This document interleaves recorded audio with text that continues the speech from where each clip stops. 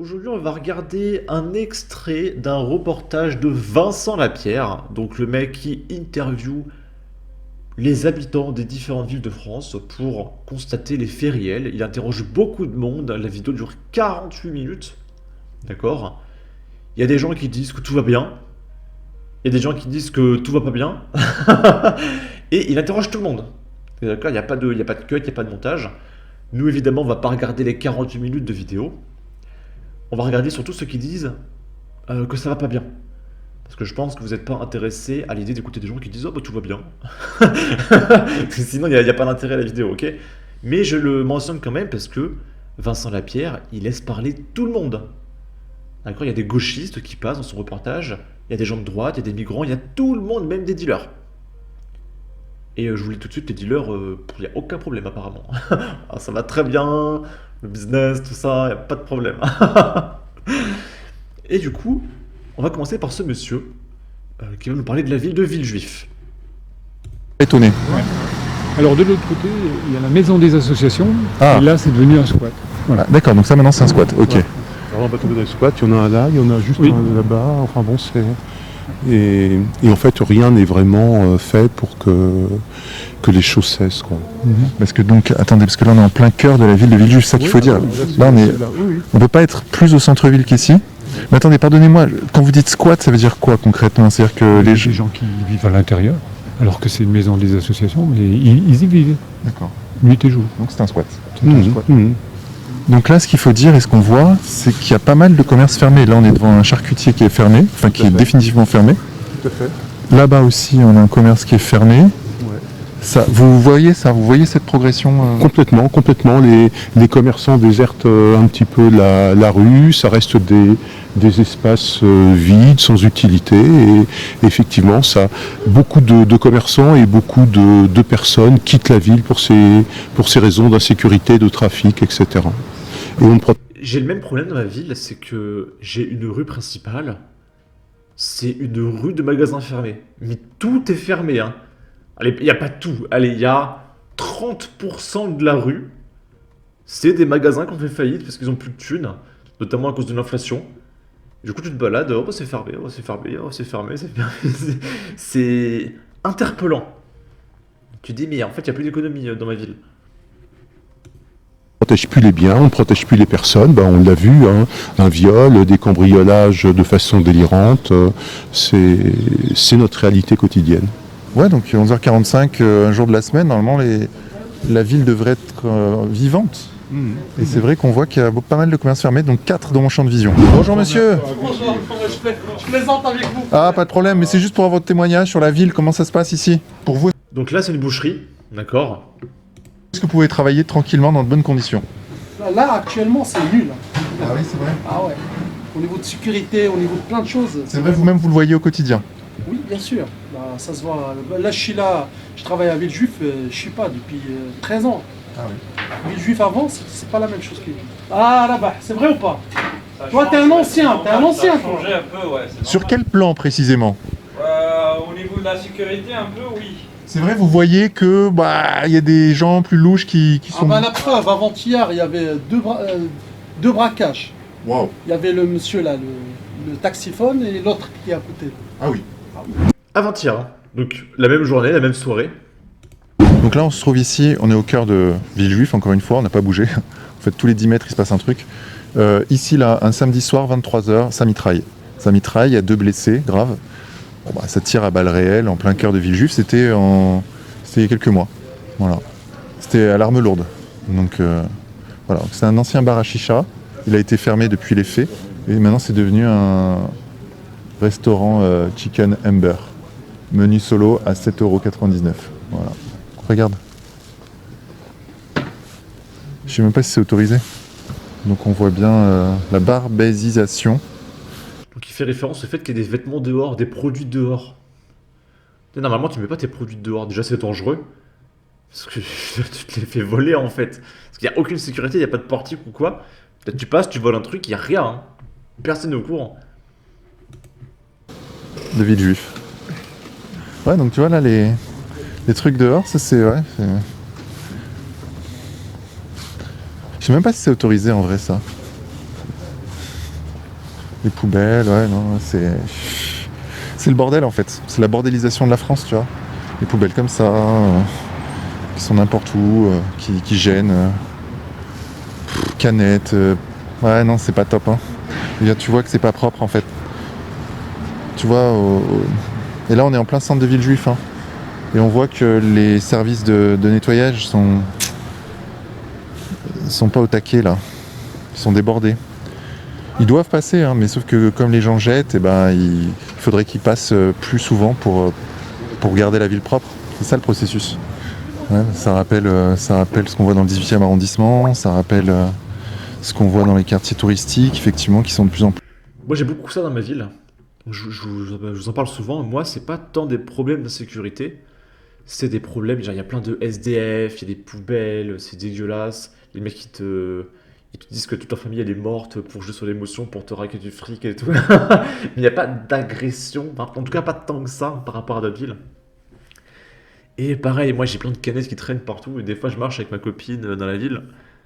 Et je lui dis putain attends faut que je ramasse ça parce que c'est dégueulasse quoi. Et je ramasse les trucs, je les mets à la poubelle et tout. Et ça... elle respecte. Mais elle me dit putain vas-y t'es sérieux et tout. Et après elle va plus me tenir la main parce que j'ai ramassé des canettes pourries. Mais vas-y je peux pas laisser ça traîner, c'est dégueulasse bordel. Ma ville est pourrie. Elle est pourrie. plus sale. Donc là, on vous amène vers le centre des finances publiques, mais qui est en travaux, et la sécurité sociale, et qui est un centre de deal connu sur la ville de Villejuif. Ah bon, ici là? Oui, tiens. Voilà, et donc là, on voit les mecs qui attendent, les clients. Et après, Vincent Lapierre va aller les interroger, et puis ils vont leur dire voilà, tout va bien, y a pas de problème, on travaille, tout ça. Donc voilà, il interroge tout le monde. Et ici, on est à 37 minutes 10. Donc pareil, là, on va reparler de gens qui disent que c'est pas bien ce qui se passe dans la ville.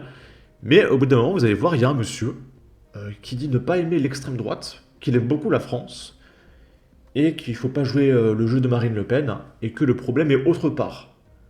Et je trouve qu'il a un discours qui change de la norme, et qu'on soit d'accord ou pas avec lui, c'est quand même extrêmement intéressant de l'entendre parler. Regarde ça là. Et au fait, dans les commentaires des vidéos de Vincent Lapierre, vous avez un lien, je sais pas trop, en gros c'est pour le soutenir, c'est pas un Tipeee, je sais pas trop ce que c'est, mais voilà, vous pouvez le soutenir, 5, 10, 20, 50 euros par mois, voilà, si ça vous intéresse. Moi aussi, hein, j'ai un Tipeee d'ailleurs, si ça vous intéresse.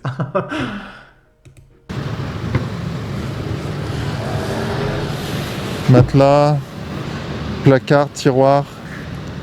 Il y a même une valise. Tu veux une valise, Charles? T'avais pas prévu de voyager? Donc là, on arrive à la gare. Vu ce qu'on a vu précédemment, la gare, à mon avis, ça doit être assez salé. Hein. Parce que théoriquement, dans les gares des villes, les problèmes sont exacerbés par rapport à ce que tu vois autour.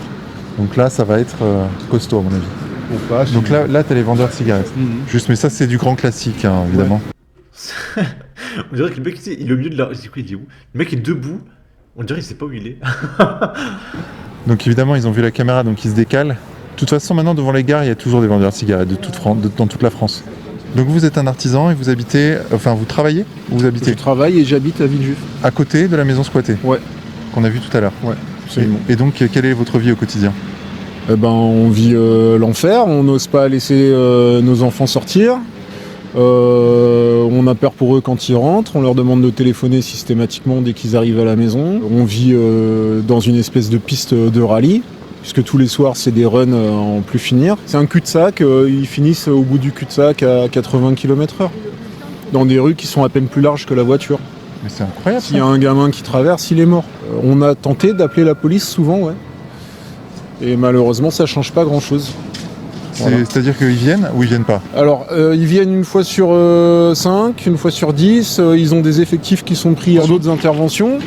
Donc, ils viennent s'ils peuvent. Même l'autre jour, il y avait un cambriolage en flagrant délit. En fermant les volets de ma fille, j'ai vu un cambriolage dans l'appartement en face. Et ils sont pas venus. Moi, j'ai été cambriolé cette semaine. Hein. J'ai un petit local commercial, j'ai été cambriolé cette semaine. C'est pas la première fois. Depuis que je vis à Villejuif, c'est pas la première fois. Mais il y a eu 3 magasins de téléphonie qui ont été cambriolés dans la même nuit. Donc c'est énorme en fait.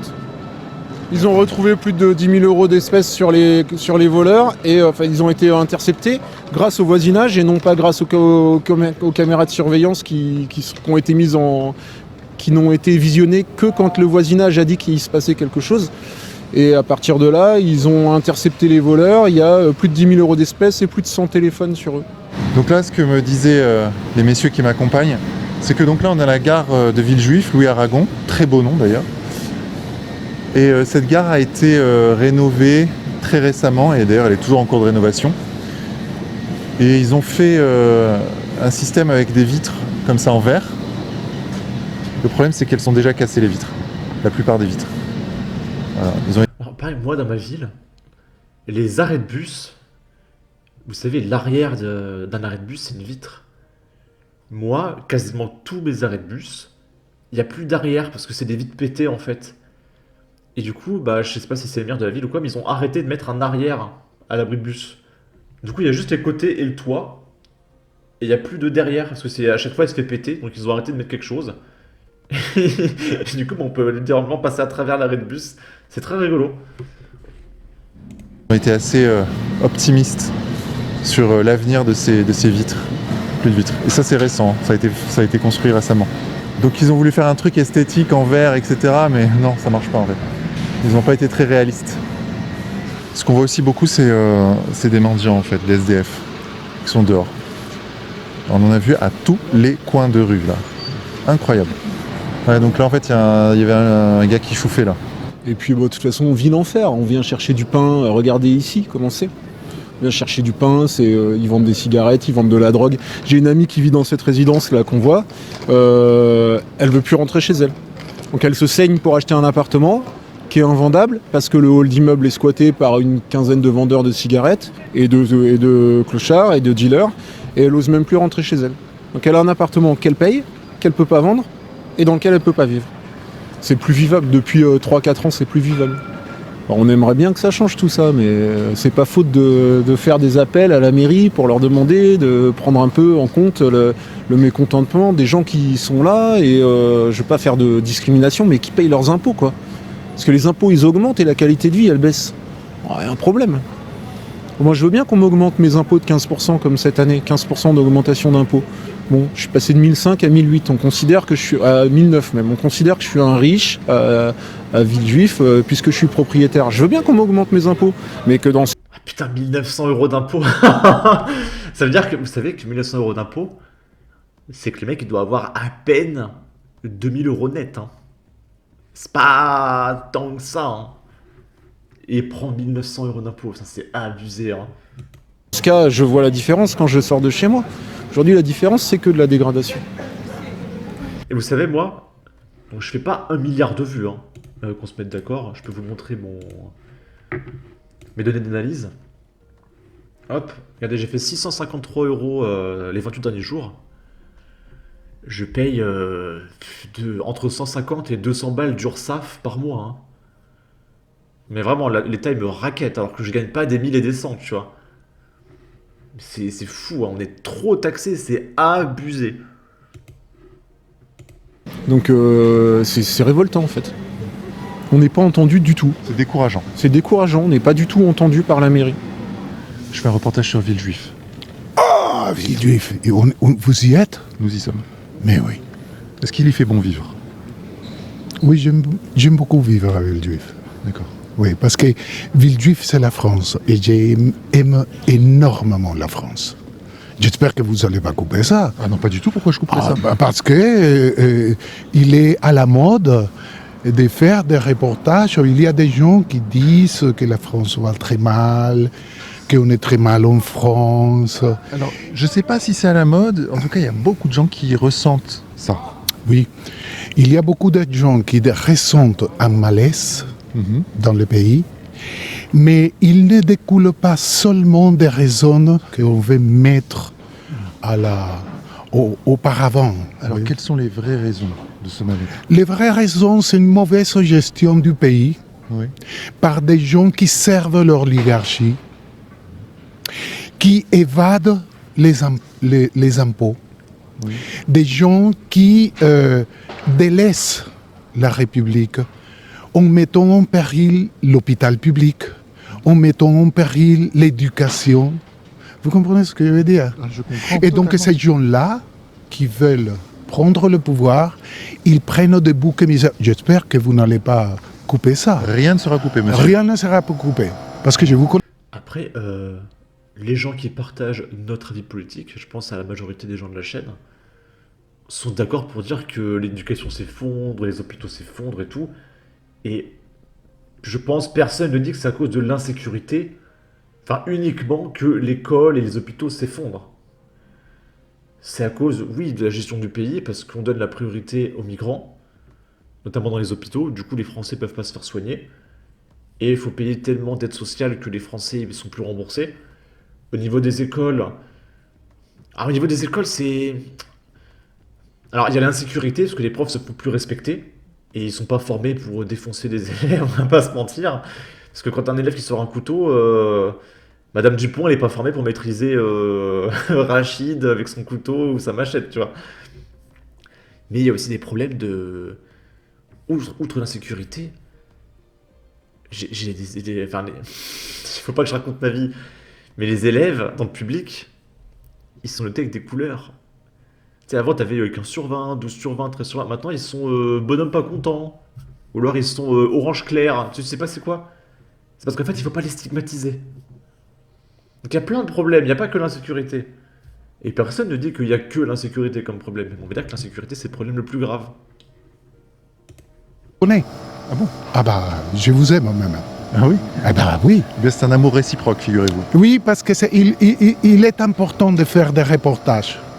Mais il est important de ne pas les orienter, je peux dire le mot-clé, Allez-y. vers l'extrême droite. Oh, l'extrême droite. Oh, l'extrême Aïe, aïe, aïe, aïe, aïe. l'extrême gauche.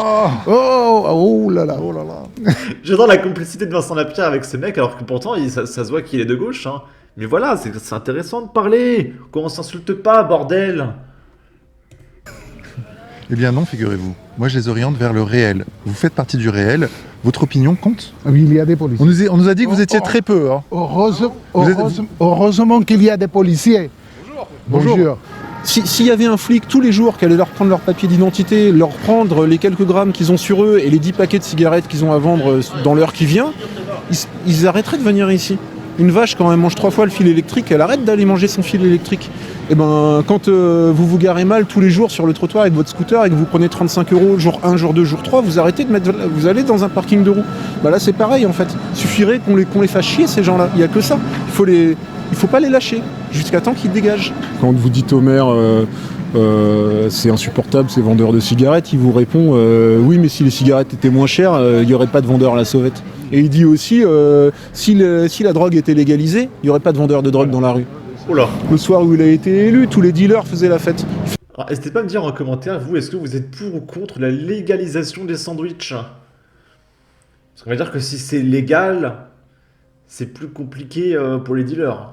Parce que pourquoi on irait aller voir des mecs chelous alors que si on va au bar tabac du coin, on peut en acheter? Et en même temps, vendre ce genre de truc légalement à des gens, voilà, je vais prendre un peu de sandwich, je trouve ça très malsain. En fait, il n'y a pas de solution. Et voilà, n'hésitez pas à commenter pour donner votre avis.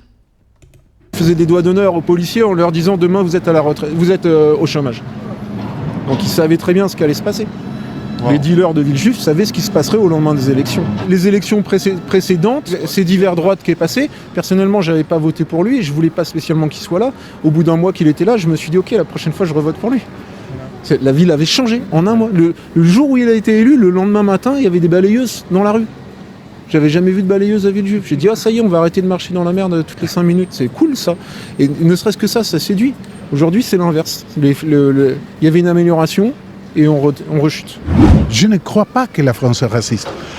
On manipule à travers les moyens de communication les populations pour signaler avec un doigt des pauvres qui viennent, comme vous le dites, d'autres pays parce que les pays industrialisés et riches ont créé des problèmes dans ces pays-là avec la complicité des dirigeants de là-bas. Oui. Et donc si vous prenez l'affaire au stade où il y a des immigrés qui arrivent, eh bien vous faites votre route. Mais on est beaucoup à dire ça. que c'est les mecs au pouvoir qui importent des esclaves pour les faire taffer pas cher, et que du coup ça pousse les salaires vers le bas. Parce qu'ils veulent les... Pourquoi ils iraient payer un Français au SMIC s'ils peuvent importer des esclaves qui parlent pas français, qui se plaignent pas? On dénonce, nous. Et on dit qu'on est des fachos.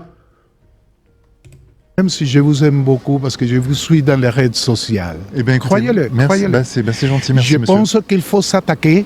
Je vais conclure par ça pour que vous puissiez avoir de la pellicule pour d'autres personnes qui puissent penser différemment que moi. Et c'est bien qu'il y ait des gens qui pensent Bien des sûr, milliers de bien sûr. manières. Il faut s'attaquer à l'oligarchie. Et ni Marine Le Pen, et ni M. Zemmour, et ni M. Dupont-Aignan s'attaquent au véritable problème qui est la dialectique du pauvre et du riche. Vincent Bolloré est de plus en plus riche et c'est un de ceux qui attissent et qui prennent l'arabe et qui prennent le noir pour dire mais vous regardez comment notre France n'est plus la même. Vous, votre origine c'est italienne? Moi, colombien. Colombia. Colombia. Colombia, hablas español. Claro, muy bien. Entonces te quiero mucho. Yo también. Gracias. Continue Merci. à faire ton travail. Et vous aussi, continuez bien Parce que à même parler. si parfois nous ne sommes pas d'accord, il faut que toutes les opinions puissent s'exprimer. Bah écoutez, c'est dit au moins. Je vous remercie beaucoup. C'est Monsieur. moi. Voilà, donc j'aime beaucoup ce monsieur, et comme il dit, c'est important d'écouter toutes les opinions. Voilà, c'est la base du débat. C'est pas comme les gauchistes qui sont entre eux et qui se concertent entre gauchistes et qui disent « Oh, j'ai raison, oh, t'as raison, oh, on a tous les trois raison, oh. Oh, c'est intéressant comme débat, oh. On va pas inviter la droite parce qu'ils sont très très méchants, on va rester entre nous. On va faire un bon débat télévisé, là, sur BFM TV. Et après, ils invitent Thaïs Descuffon. Quoi? Elle a un discours de droite, on n'était pas au courant. Ah, vite, coupez tout. Bon. En tout cas, n'hésitez pas à donner votre avis et votre opinion, à partager, liker, commenter. Ça aidera au référencement de la vidéo sur YouTube. Abonnez-vous, suivez-moi sur Twitter. Et à la prochaine pour de futures vidéos. Ciao.